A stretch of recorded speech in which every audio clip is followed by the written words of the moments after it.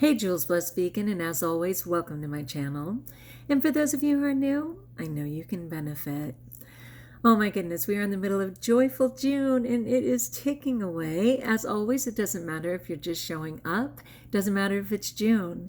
It's just an opportunity to choose joy in your life, which is so important because people are hurting. Oh my gosh, I cannot believe it. And I know it's because God knows that I'm an advocate for his son and that I'm a God person, but the amount of prayers that come my way, astounding. How broken, how hurt, how physically broken, like ouch, not even kidding you. I can finally say that the girl hit by the bicycle was my niece. I can finally say that out loud. The family feels secure that she's going to live, and they're comfortable enough announcing that it's my beautiful niece Christine that was hit on that bike. So yeah, if you can believe it, I mean, we have my nephew Dean still in quarantine, still in, acute care, whatever, and he's been there almost 4 months. His brain has not connected to his limbs yet, like the whole thing, even though he is progressing. And then all of a sudden, a second sister and a niece was hit at 45 miles an hour by a minivan on her bicycle with no helmet. She's 33 years old, same age as Jesus, right?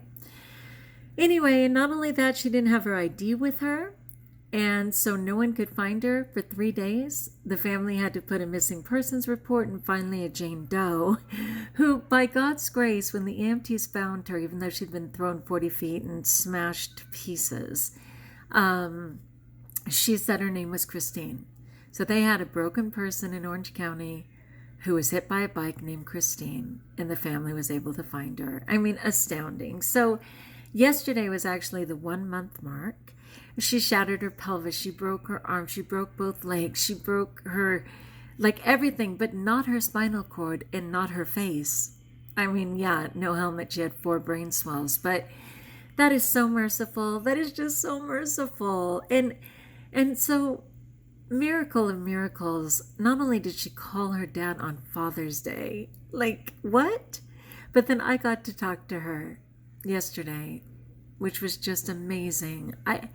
It's all amazing. So yes, God's on the case. And then a friend of mine, that partner teacher friend of mine, who had a brain incident early last year, right, in September, is all of a sudden hospitalized with a ruptured colon. Oh, that went septic. Are you kidding me? And so the family was reaching out for that. And then I'm on these major prayer warrior sites, over 200,000 people praying. And I'm just telling you, God is completely receptive to listening, to healing, to miracles. He is so beautiful because so few people ask. And I'm like, right on, Father, right on. So people, I am busy praying my head off. So anyway, this is Joyful June, and I'm being joyful, but wow, right? Okay, so for today, it was see the upside in a difficult situation you learned from. And I was thinking, I have actually had the grace over time to pray for what was a really wicked principle in my life. I mean, I was grinding my teeth so bad they would break, and I'd have pieces of teeth when I woke in the morning. My husband would have to shake me all night and say, put on your mouthpiece. I grinded through my $500 mouthpiece. That's how bad it was. And that's not my case today. And I'm sorry that I responded in that way to the stress, but she absolutely put that stress upon me. It was not imagined, okay? It was a horrific time in my life. But the upside is that not only have I had the grace to pray for her, for which I'm really grateful, but that she wasn't completely wrong. You know what I mean? Like I'm removed enough to see what the life lessons were, as painful and awful as they were, and that there was certainly a better way to present or communicate them. But I can see now, like it comes up from time to time where I go, oh yeah, that's what, her point was, or, oh, I can see how I could have done that differently. That's the upside in what was a horrific situation, like seriously, horrific. Oh my goodness. I really had PTSD, no doubt. And I went on to a new district. I was insecure and scared to death, which was ridiculous. They knew I was a master teacher. They knew that I was so capable, but that brokenness and kind of coming from my little kid who'd been so abused and battered by this woman, had a very difficult time, and God moved me on from that district. It was so surprising after 2 years. And when I went on to this other district, I didn't mention my brokenness. I mentioned it in that first district. It was still so fresh and new to me, but I didn't mention it in this one. And I'm glad that I didn't need to. So this has been a bit of a different experience. I'm still very insecure in my heart, and I'm sorry for that, but it's a different situation. And so that's kind of the upside. Like, I don't know why that particular lesson came to mind, but that's what I wanted to share on. So today we see the upside in a difficult situation you learned from. I'd love to support you or hear what yours was. And for tomorrow, I gotta love this. And again, they're free. It's watch something funny and enjoy how it feels to laugh. So necessary in this COVID time, so necessary in this time of quarantine and re-quarantine for so many people. Oh, my goodness, right? We do need to laugh. My husband, he's really good about getting me outside myself when I'm too serious, and I get too serious, hence my 11s right here. They call them the 11s. He doesn't have that at all. And he says he doesn't have it because when he's upset, he just throws a fit, and yeah, he does, and I get out of the way. I tend to internalize it, as many women do. But he has great ways of just getting me to get outside of myself and laugh. And when I let loose, I mean, I can only equate it with Mary Poppins on the ceiling. It's like, are you going to come down anytime soon? I mean, I just can't help it. Like, it is my preference, but yeah, I get in my head. So watch something funny and enjoy how it feels to laugh. I look so forward to that. I don't know what yet, but I will most certainly allow myself to laugh. And it's been really hard because normally with my students, I bust out laughing every day. We laugh all day long, at various things, but I don't have access to them. And I do laugh with my dogs a little bit. But anyway, that's Joyful June. So let's go back, see the upside in a difficult situation you learned from. That was for today. I don't know where you are. And for tomorrow, watch something funny and enjoy how it feels to laugh. Okay, if you're sticking around for the talk, I just briefly wanted to share about nature in the high desert.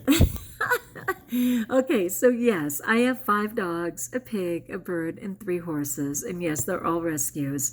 And I'm thrilled to have them. When I first moved to the high desert, which actually was 3 years ago last month, I can hardly believe it, everything in the desert seemed very brown. I intentionally bought a house that had a lawn in front, rose bushes, which are so crazy beautiful, and also some very unexpected plants that I'm not even aware of that just suddenly bloom, and they're like purple and pink and all these things. And then just total grace, I ended up having these plum cherry trees, which are those darling little white pink flowers in the spring that are just so lovely. And then the leaves themselves are just vibrant.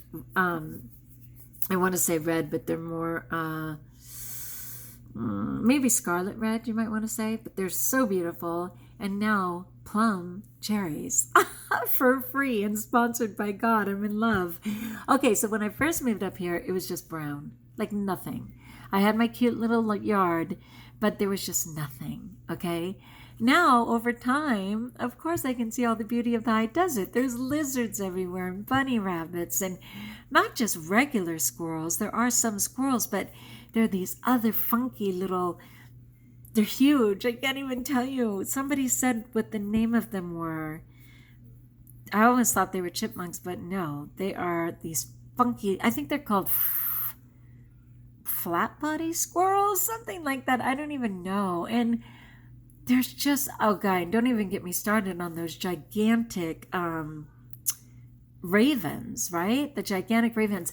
And I'm just talking, so you're welcome to say or not, but I just wanted to share a minute. So on those ravens, what was so amazing about them is they're so dang smart. They are gigantic. They are the size of my dogs. My dogs weigh 6, 7, and 8 pounds, my small dogs. And these ravens are easily that size. And, they totally know how to survive. Like, don't even get me started on their surviving methods, but they actually get food and rinse it in my horse water troughs. Like, I find a bunch of stuff in there. It might be tortilla. It could be a carcass, unfortunately. But they actually come over and rinse their food. I'm like, what?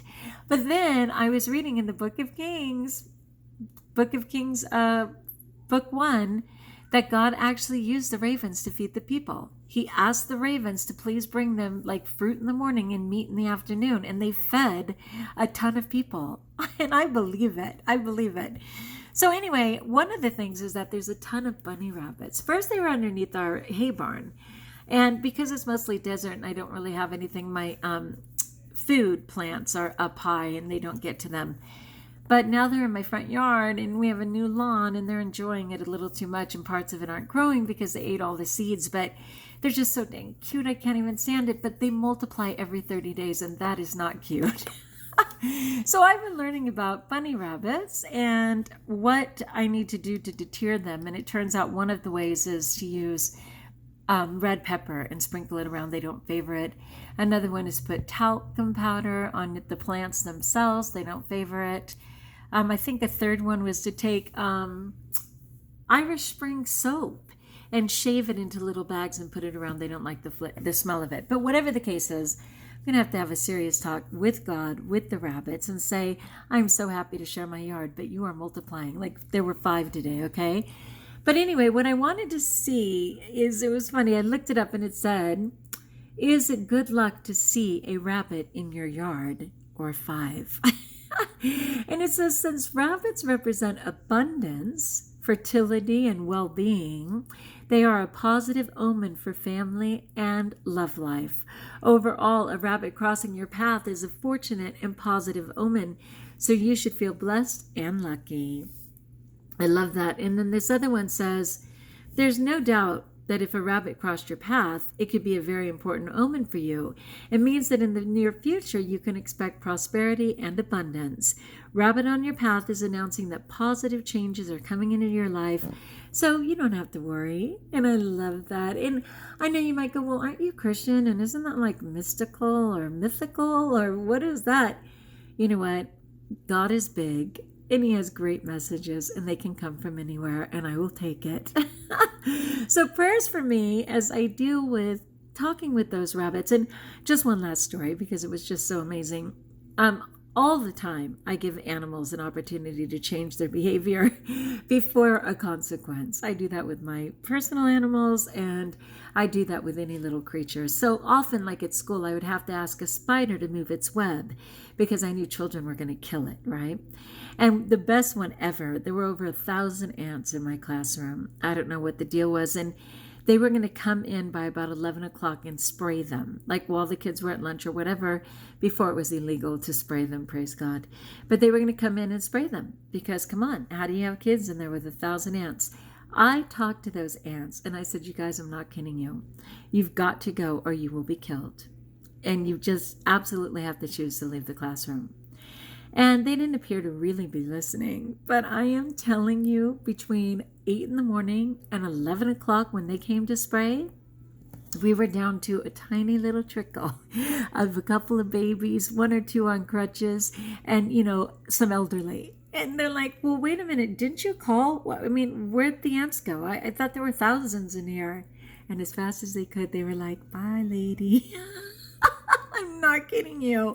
And the children could not believe it for nothing. They were just like, Miss McGants, you told them to leave and they did. Oh my gosh, so many times. You told the spider to move and it did. I know, praise the Lord. I just absolutely love that. So anyway, I'm just loving creatures and loving the message of a rabbit across my path. I welcome prosperity and abundance. We do our best by everybody, but life can be a struggle, right? Especially at this time. So prayers all around. Let me know if you need any. As always, like if you like, join us if you haven't, subscribe. Let me know in the comments below how I may support you. And best of all, know that you are blessed.